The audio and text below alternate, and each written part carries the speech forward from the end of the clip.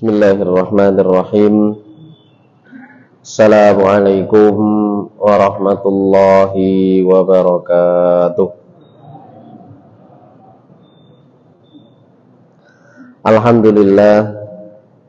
Alhamdulillahi rabbil alamin, wal aqibatu lil muttaqin, wala udwana illa 'alal zalimin.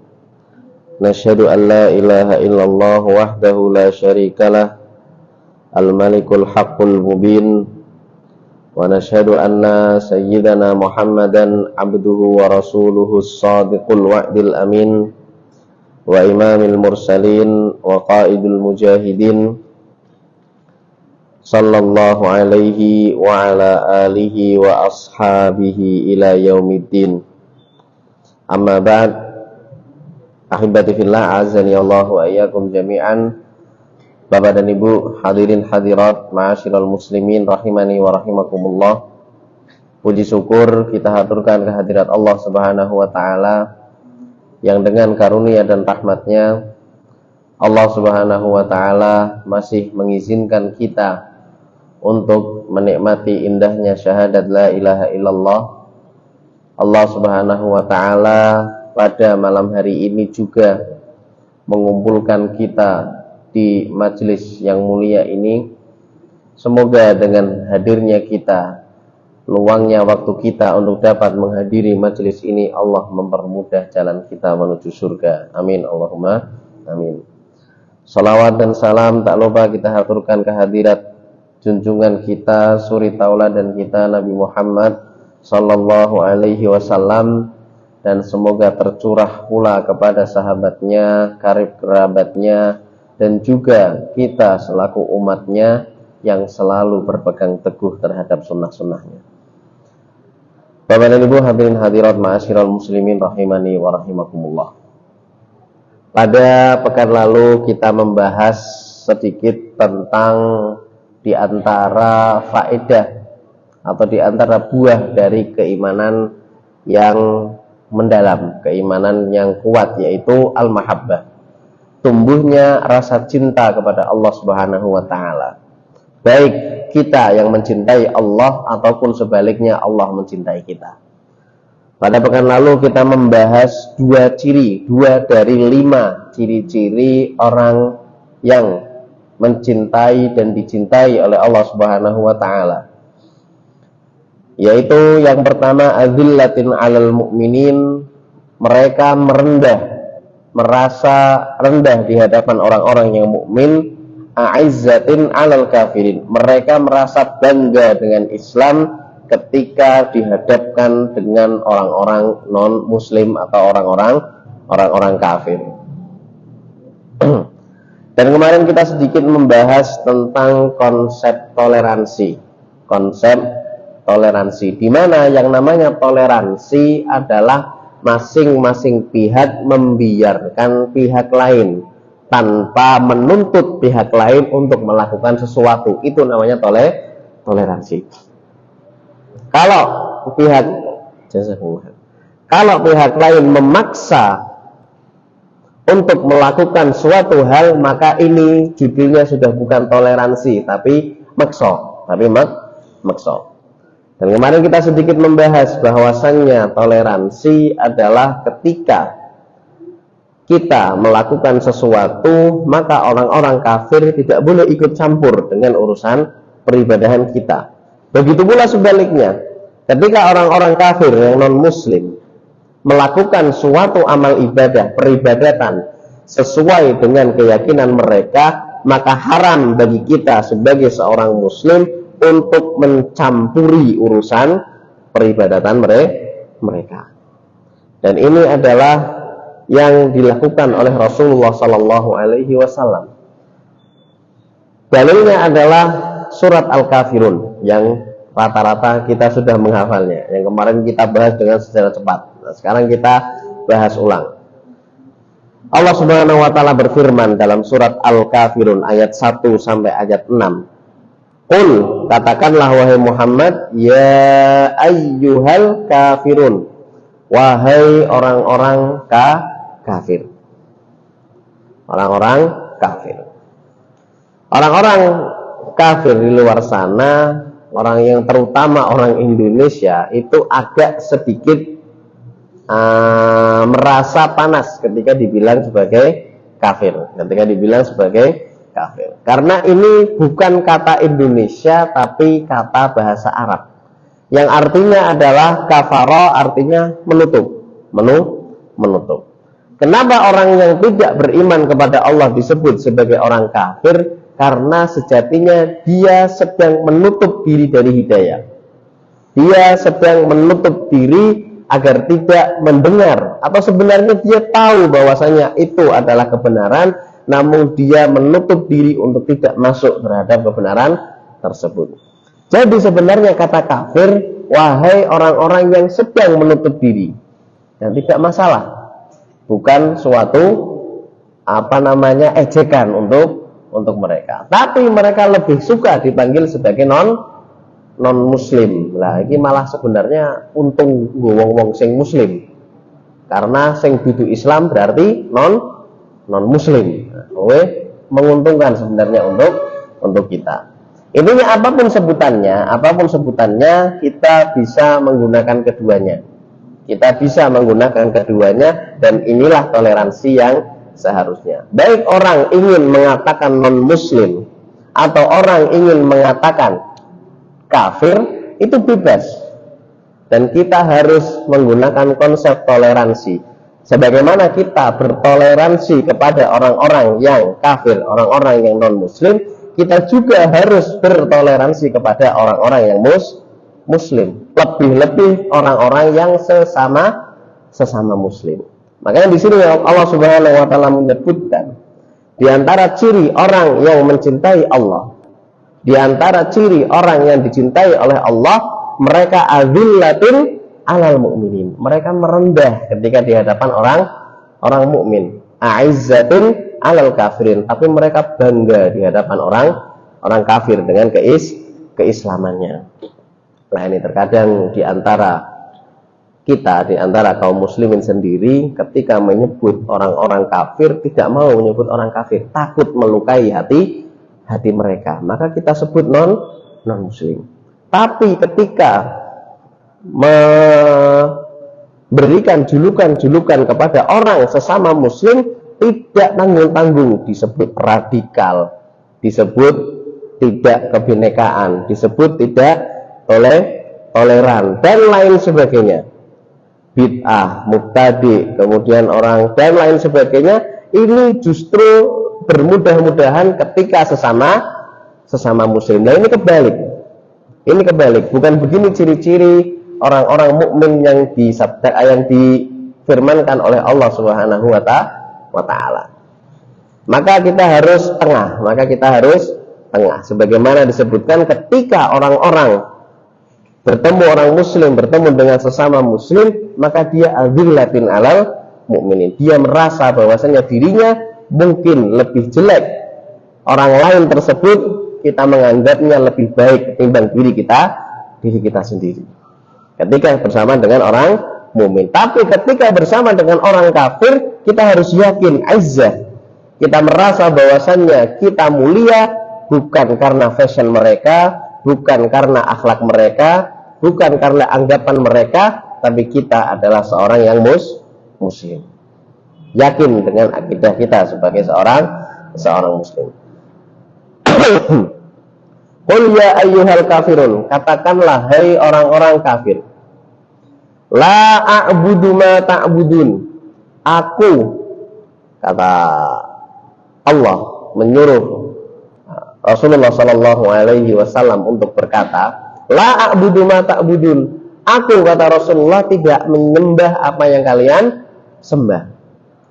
Wala antum abiduna ma a'bud.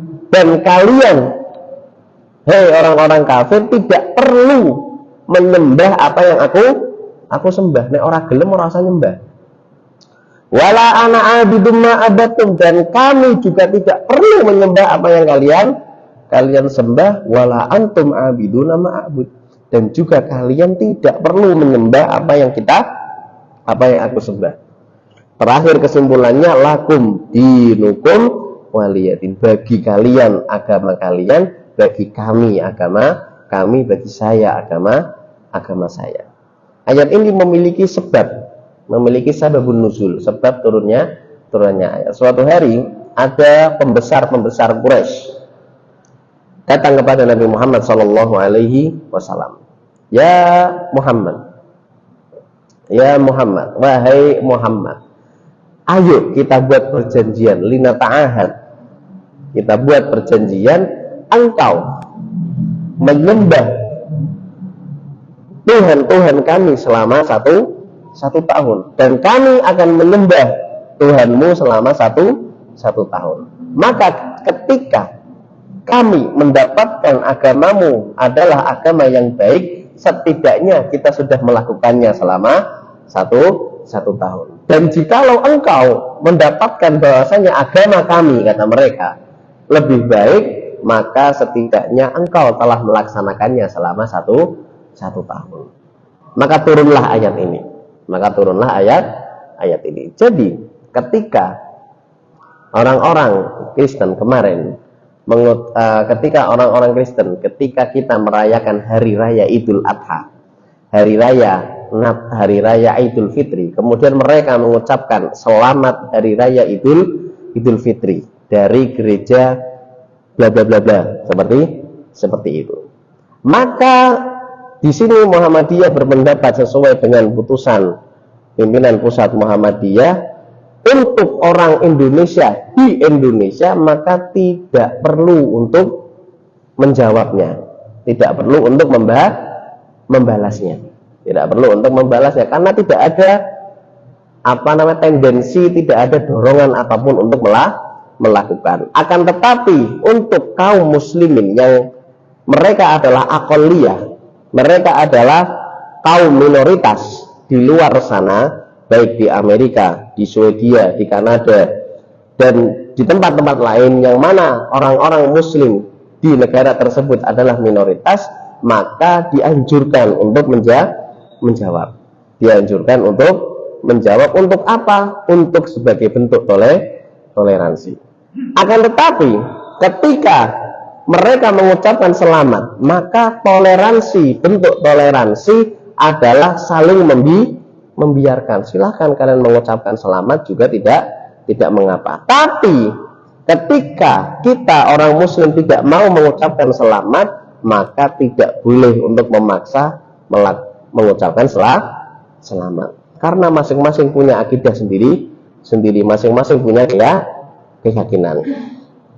Masing-masing punya keyakinan. Dan ini lebih diutamakan untuk toleransi dalam hal ini. Dan hal ini sudah terjadi di zaman Rasulullah Shallallahu Alaihi Wasallam. Ayo sama-sama kami beriman setahun, kalian juga setahun juga. Nah, ini yang ditawarkan oleh orang kafir pada zaman dahulu. Pada zaman dahulu. Ini ahibati fillah azani Allahu wa iyyakum jami'an, sedikit menyinggung tentang ucapan selamat dan juga toleransi yang seharusnya. Intinya adalah yang namanya toleransi itu adalah saling membiarkan, bukan saling memaksa.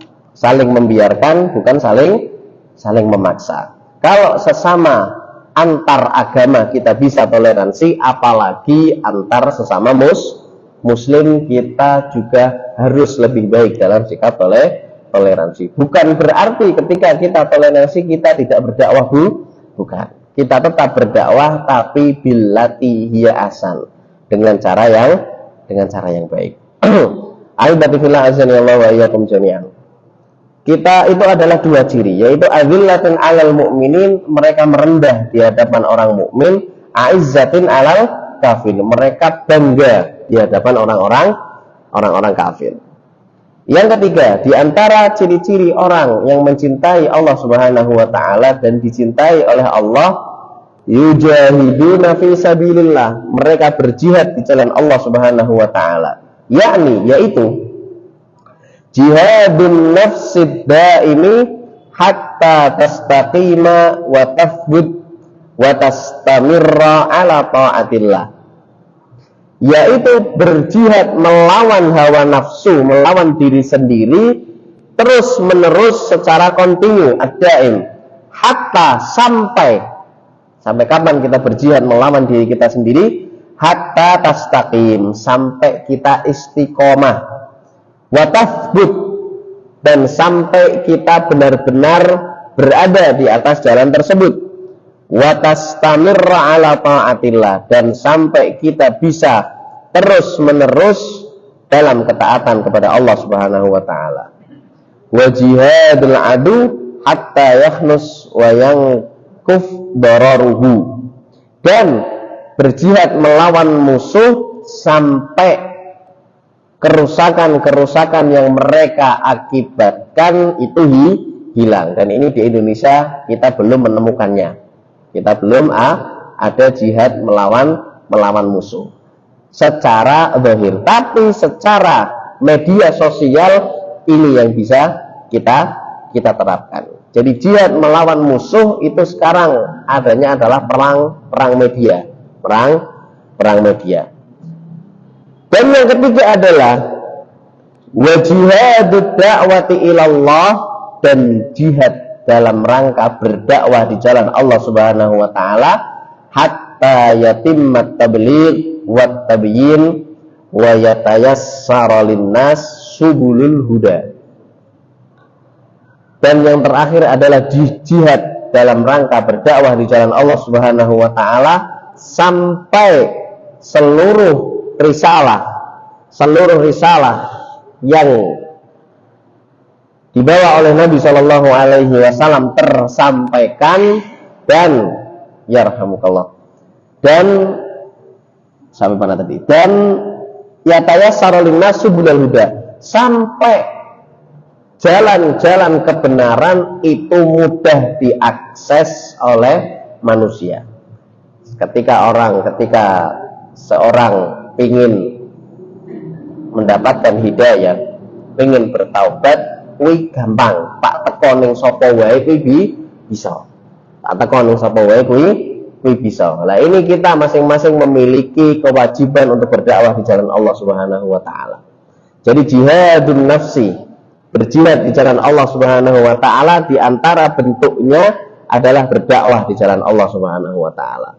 Man da'a ilal huda kana mithla ajril jihad fi sabilillah. Barang siapa berdakwah di jalan Allah Subhanahu wa taala, maka dia seakan-akan sedang berperang di jalan Allah taala. Yang keempat, ciri-ciri yang keempat, la yakhafuna laumata laim.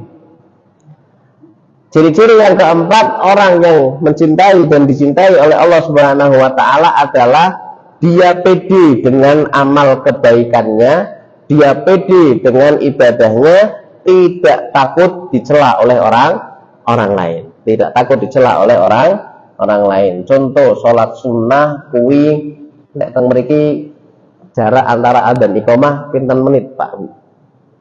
7 nggih. 7 menit. Salat sunnah nganti 7 menit misal. Salat sunnah nganti 7 menit nih misal. Kuwi ora wedi kan diomongi karo wong akeh kok salat dawane nemen.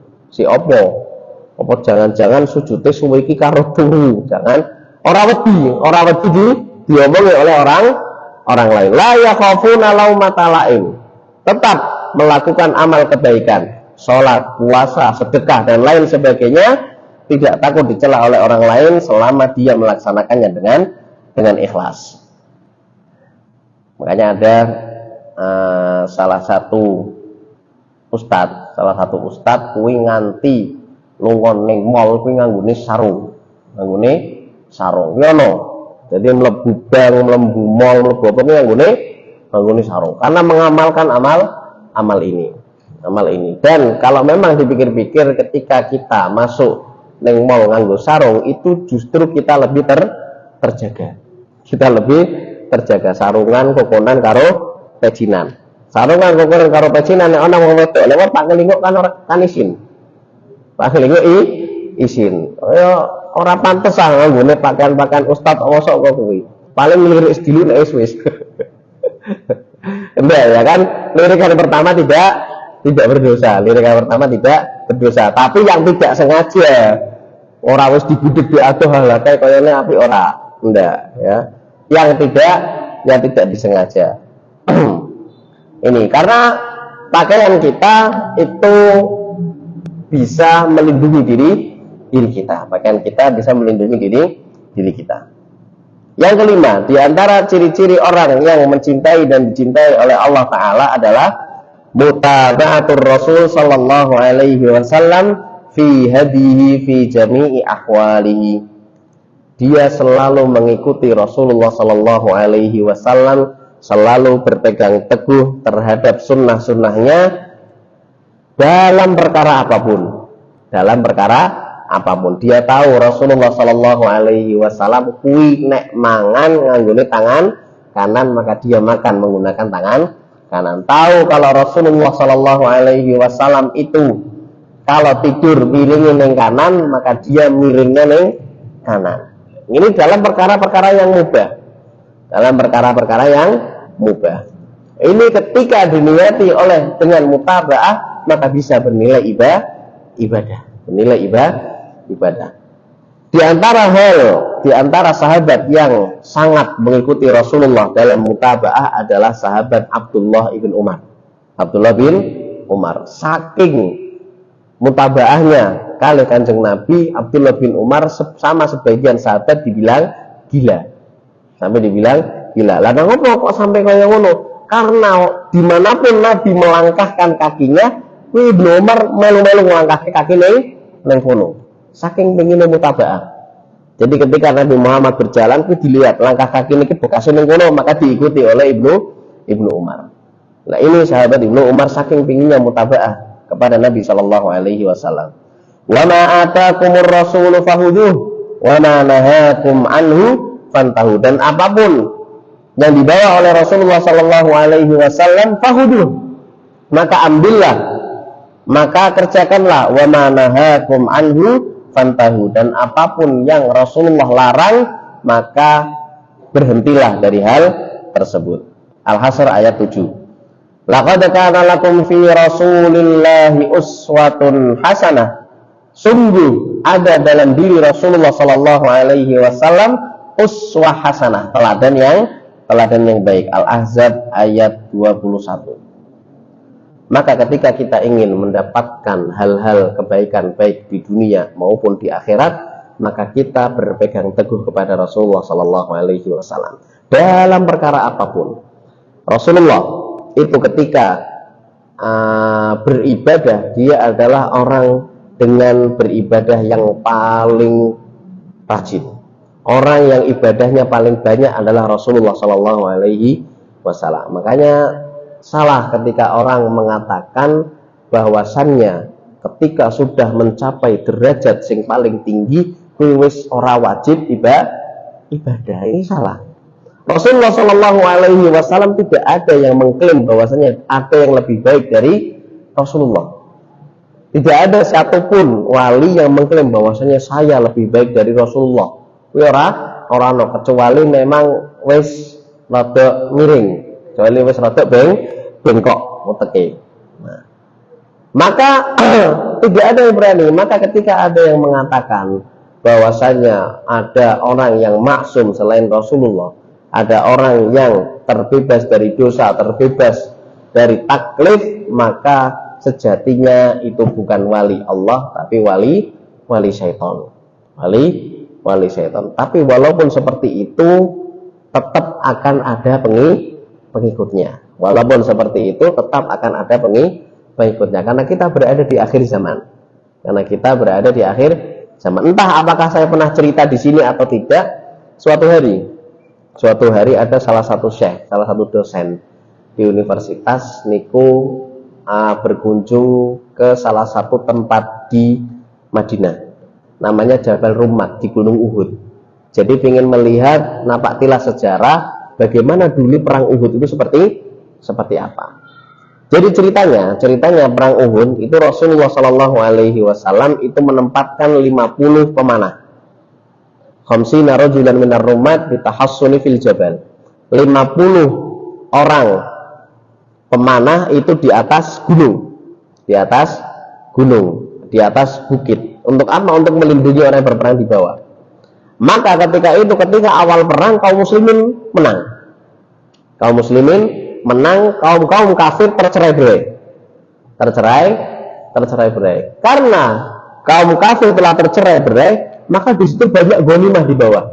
Banyak harta rampasan perang. Rasulullah berwasiat kepada orang yang berada di atas rumah, orang-orang pemanah tersebut berwasiat, kalian jangan meninggalkan gunung ini.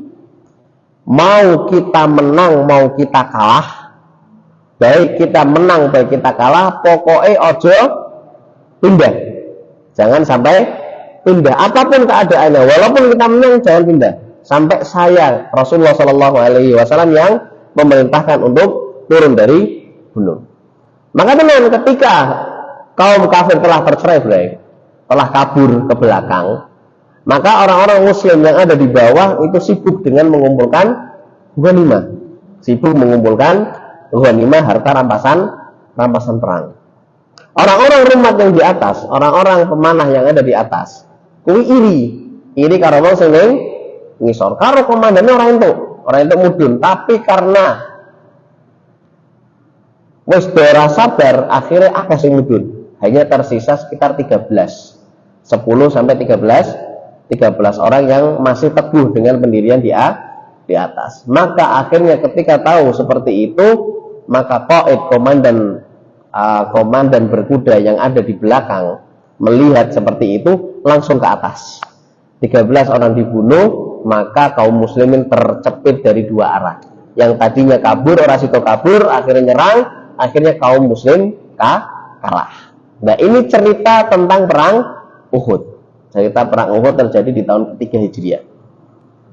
Salah satu dosen ingin melihat gunung para pemanah ki kaya ngopo. Maka dilihat, menaiklah dia ke atas gunung. Ini kita bukti bahwasannya apapun yang dilakukan itu bisa menjadi bahaya, Ketika berada di atas, seorang dosen tersebut mengambil beberapa batu, kemudian melempar ke arah Mekah, ke arah kiblat. Karena kan lawan orang-orang Madinah kala itu orang Mekah, berarti kan arahnya ke Mekah. Ingin melempar, kenapa? Bukan ritual, tapi ingin melihat seberapa jauh lemparan panah tersebut. Ingin delok kira-kira adohe kaya ngopo nek di panah. Maka dilempar beberapa batu, oh kira-kira adohe semono. Ternyata ketika dosen itu menengok ke belakang, sudah ada beberapa kaum muslimin kuwi jejer do lempar, dikira lempar jamroh. Dikira lempar jamroh anyar ning Madinah. Padahal tidak ada maksud apa-apa, tapi diikuti. Nah, ini salah satu contoh kita berada di akhir zaman. Apapun, walaupun orang ono pengakuane, tapi ono sing ngelakoni. Pasti ada pengikutnya. Laren Sangkula pernah, Pak. Teman saya itu pernah. Teman saya niki dari Lamongan. Orang Lamongan. Kui wong wajah iki orang Arab blas. Ora ono Arab blas. Ini salah satu teman di Lamongan. Kui ketika sholat Jumat, setelah saya sholat Jumat kan sholat sunnah ba'diyah. Ketika sholat sunnah ba'diyah dia sholat seperti biasa. Ono wong India, Pakistan, Bangladesh. Ingin lewat ning ngarepe. Dia membawa banyak rombongan di belakang. Ingin lewat depan orang sholat, maka otomatis dicegat. Ketika teman saya ini nyegat, kuwi wong Pakistan kuwi ora paham, malah disalami sungkem. Dikirane Habib. Nah, ketika sungkem tersebut sik nahan, salate sik ditahan. Ketika sungkem siji lah, ternyata rombongan sing mburi sungkem kabeh. Siji loro sungkem. Akhirnya ora sida salat, malah guyu. Rampung sungkeman karo wong kabeh kuwi akhirnya lungguh karo guyu kemekelen nganti setengah jam jare. Ora mandek. Lah ini bukti bahwasanya kita berada di akhir zaman. Bahkan wong sing ora ketok Arab bisa disungkemi. Ini Maka pentingnya mutaba'atul Rasul, pentingnya bagaimana kita mengikuti Rasulullah Shallallahu Alaihi Wasallam dalam kehidupan sehari-hari, dalam kehidupan sehari-hari. Dan inilah pentingnya Rasulullah Shallallahu Alaihi Wasallam pernah bersabda, la tadkhulu alal kufar fi kana isihim. Jangan sampai kalian masuk ke dalam peribadatan mereka ketika mereka beribadah di gereja-gereja mereka. Jangan sampai kalian melakukan suatu ibadah di tempat-tempat ibadah mereka. Kenapa? Karena ditakutkan ketika kita melakukan hal tersebut nanti diikuti oleh kaum muslimin. Diikuti oleh kaum muslimin. Haibati fillah azanillahu wa iyyakum jami'an. Bapak Ibu hadirin hadirat ma'asyiral muslimin rahimani wa rahimakumullah. Fa inna hadza wa nahwuhu, maka kelima hal tadi, ciri-ciri orang yang mencintai dan cintai Allah adalah: satu, dia merendah di hadapan orang mukmin; dua, dia bangga dengan Islam ketika di hadapan orang kafir; yang ketiga, berjihad di jalan Allah, yaitu dengan melawan hawa nafsu dan juga berjihad dengan dakwah; yang keempat, tidak takut dicela oleh orang lain ketika dia melakukan kebaikan; yang terakhir, senantiasa mengikuti Rasulullah Sallallahu Alaihi Wasallam. Fa inna hadza wa nahwu, maka sesungguhnya hal-hal yang seperti ini sayazidu min mahabbatil muslim li rasulihil karim sallallahu alaihi wasallam, wa kullama izdadat mahabbatuhu lahu isdada ta'alluquhu bihi wa mutaba'atuhu lahu. Yang seperti ini, selain hal-hal tersebut bisa menjadikan kita mencintai Allah dan dicintai oleh Allah, hal yang seperti ini juga bisa menumbuhkan rasa cinta kita kepada Rasulullah Sallallahu Alaihi Wasallam. Wa kullama izdadat mahabbatuhu lahu, dan semakin kita cinta dengan Allah, dengan Rasulnya, izdada ta'alluquhu bihi, maka kita akan bertambah keinginan, bertambah sandaran kita kepadanya, dan juga bertambah pula kita ingin mengikuti segala yang diajarkan oleh Rasulullah Sallallahu Alaihi Wasallam.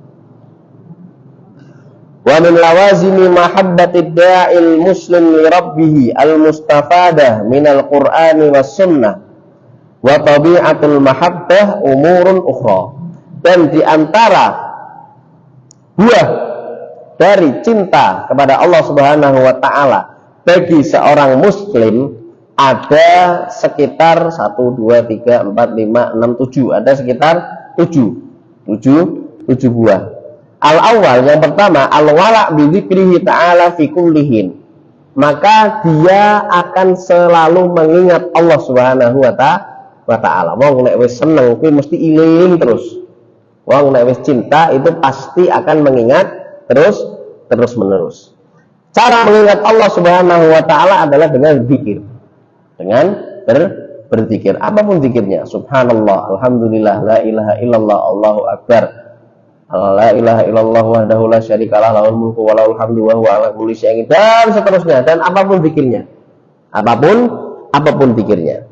Wa afdalu dzikri tilawatul Quran, dan sebaik-baik zikir adalah tilawatul Quran, yaitu tilawah Al-Quran, ngaji, deres Al-Quran, tadarusan.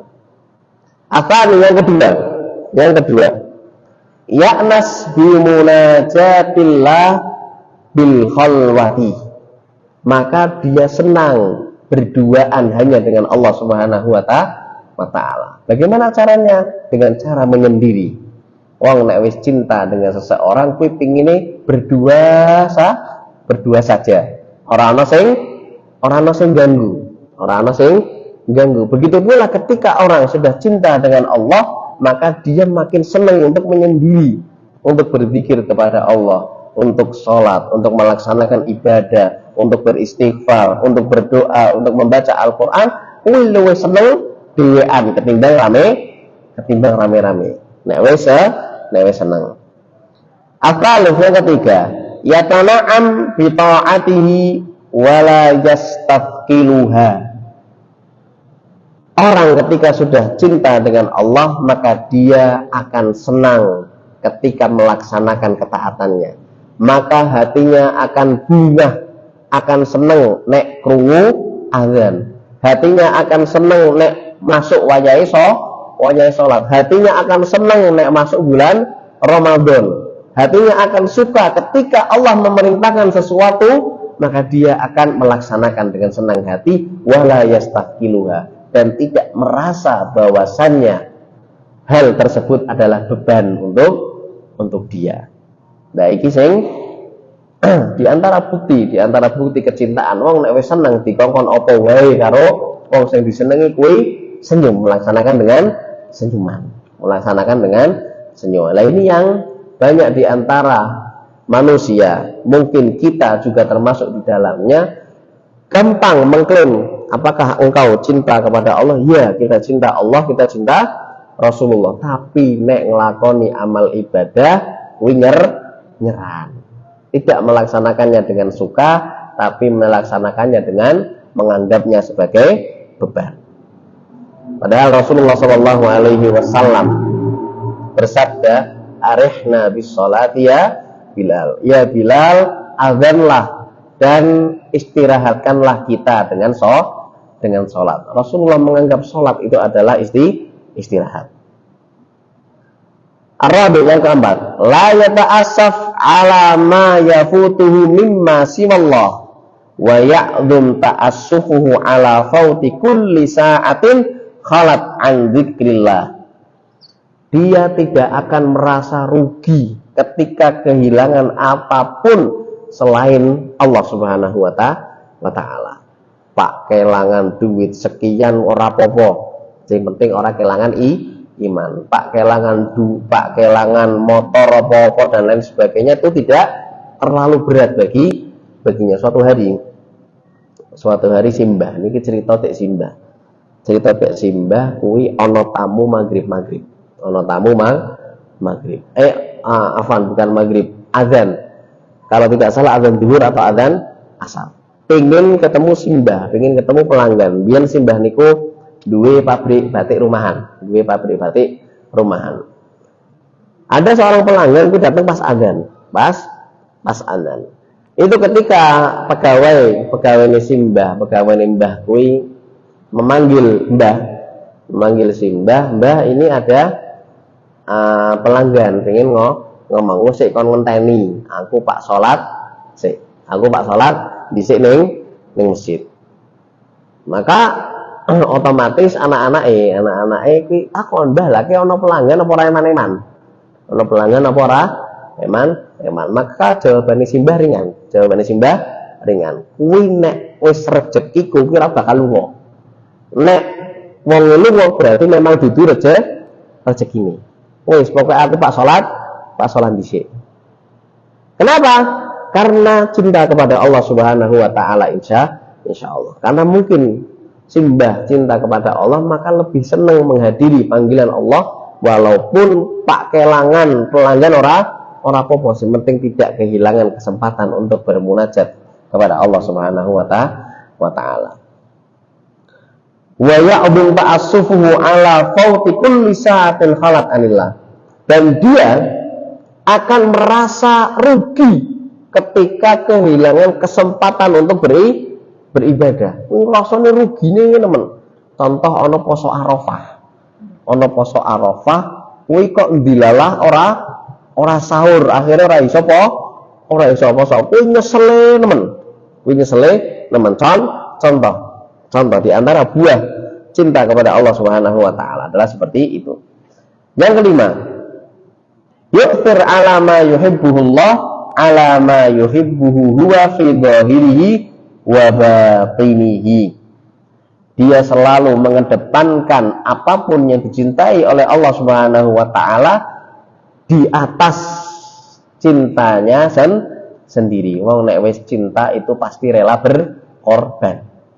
Wong nek wis seneng karo orang lain itu pasti rela berkorban untuk orang yang dikasih. Aku rapopo ora iso tuku klambi anyar, yang penting anak bojoku iso mangan. Aku pak mangan kuwi mangan ora enak ora apa-apa, yang penting apa anak bojo sing ning omah iso mangan enak, iso mangan bergizi. Ini contoh. Begitu pula dengan Allah Subhanahu wa taala. Yang ketujuh, yang keenam, yuhibbulika Allah. Dia ingin cepat-cepat bertemu dengan Allah Subhanahu wa taala. Nah, iki nek sing ditantang angel. Panjenengan pengen cepat-cepat temu kalih Gusti Allah. Langsung bingung jawabnya, pengen temu tapi si wedi nek kon mati. Nah, niki sing angel. Pengen cepat-cepat ketemu Allah Subhanahu wa taala. Yang terakhir, al-ghiratu lillah. Dia cemburu dengan Allah Subhanahu wa taala. Dia memiliki ghirah yang besar. Dari dijelaskan wa alamatuha al-ghadab idan tuhikat maharimullah. Dan alamatnya adalah dia akan marah ketika dilewati batasan-batasan Allah. Hal-hal yang diharamkan oleh Allah itu dilakukan oleh para manusia, kuwi rasane mangkel. Wa hadza kana Rasulullah sallallahu alaihi wasallam. Dan semua sifat tersebut ada di diri Rasulullah sallallahu alaihi wasallam. Termasuk yang terakhir, karena Rasulullah sallallahu alaihi wasallam, Rasulullah sallallahu alaihi wasallam la yaghdabu li nafsi, dia tidak pernah marah untuk diri sendiri. Wa inna ma yaghdabu li rabbih, akan tetapi Rasulullah hanya marah karena Allah Subhanahu wa taala. Marahnya bukan karena diri sendiri, tapi marah karena Allah. Rasulullah tidak marah ketika dibilang majnun, ketika dibilang orang gila, itu tidak marah. Rasulullah ketika dilempari batu oleh orang-orang Taif sampai mata kakinya mengeluarkan darah, mengucurkan darah, itu Rasulullah tidak marah. Rasulullah tidak marah. Karena ketika dia marah, maka sejatinya dia hanya marah untuk diri sendiri. Beliau hanya marah untuk diri sendiri. Justru Rasulullah Shallallahu Alaihi Wasallam mendoakan kebaikan untuk ahli Taif. Allahumma fir qaumi fa innahum la ya'lamun. Ya Allah, ampunilah mereka, sesungguhnya mereka tidak adalah orang yang tidak mengetahui. Bahkan Rasulullah mendoakan agar ya Allah, jadikanlah di antara orang-orang Taif tersebut kaum-kaum yang beriman di jalanmu dan mempertahankan keimanan mereka. Dan terbukti ketika Rasulullah Shallallahu Alaihi Wasallam wafat, hampir seluruh jazirah Arab murtad. Hampir seluruh jazirah Arab murtad kecuali 3, Mekah, Madinah, dan Taif. Mekah, Madinah, dan Taif. Dan dari situlah Abu Bakar As-Siddiq mengirimkan pasukan-pasukan untuk mengembalikan jazirah Arab menuju Islam. Wa ma'a hadhihi al-ghirah hazina huznun yusibul muslima idza ra'a mukhalafatal muslimina li syar'illah. Dan yang ghirah yang seperti inilah bagaimana seorang muslim itu merasa sedih ketika ra'a, melihat mukhalafatal muslimina li syar'illah, ketika mereka melihat bagaimana kaum muslimin tidak sesuai dengan tuntunan Nabi Shallallahu Alaihi Wasallam, tidak sesuai dengan tuntunan syariah. Pernah diriwayatkan oleh sahabat Nabi Shallallahu Alaihi Wasallam Abu Darda radhiyallahu taala anhu, dakhala ila baitihi yabki. Suatu hari, ini ngantos jam itu, menjelang adzan wis di 8:07, hitung mundur sebeli. Hadis terakhir, Abu Darda pernah suatu hari masuk ke dalam rumah dalam keadaan nangis, mlebu omah nangis. Faqila lahu, maka dia ditanya, ya Abu Darda, mayubkik, apa yang membuatmu menangis? Qal dakhaltul masjidah, aku masuk ke dalam masjid, fara'aitun nas la yuqimuna salatahum 'ala nahwi alladhi syahadtuhu fi zamanin nabi. Aku melihat orang-orang di dalam masjid. Aku masuk masjid kemudian melihat orang-orang di dalam masjid, mereka sholat tidak sebagaimana dahulu Rasulullah dan kita sholat. Melihat wong sholatnya kok cepet, cedut-cedut jadi rukuke misal rukuke sadetik, sujute orang nganti sak detik. Itu Abu Darda sampai menangis ketika pulang dari masjid. Ini adalah di antara ciri orang-orang dan buah orang-orang yang mencintai dan dicintai oleh Allah Subhanahu wa taala. Semoga kita termasuk orang-orang yang mencintai Allah Subhanahu wa taala, termasuk orang-orang yang dicintai oleh Allah Subhanahu wa taala. Amin Allahumma amin. Ini yang dapat disampaikan, semoga dapat bermanfaat. Jika ada salah dan tutur kata, maka saya selaku pemateri mohon maaf yang sebesar-besarnya. Kebenaran hanya milik Allah Subhanahu wa taala. Nasrul minallah wa fathun qarib. Kita akhiri pertemuan kali ini dengan zikir kafaratul majlis. Subhanakallahumma wa bihamdika asyhadu an la ilaha illa anta astaghfiruka wa atubu ilaik. Wassalamualaikum warahmatullahi wabarakatuh.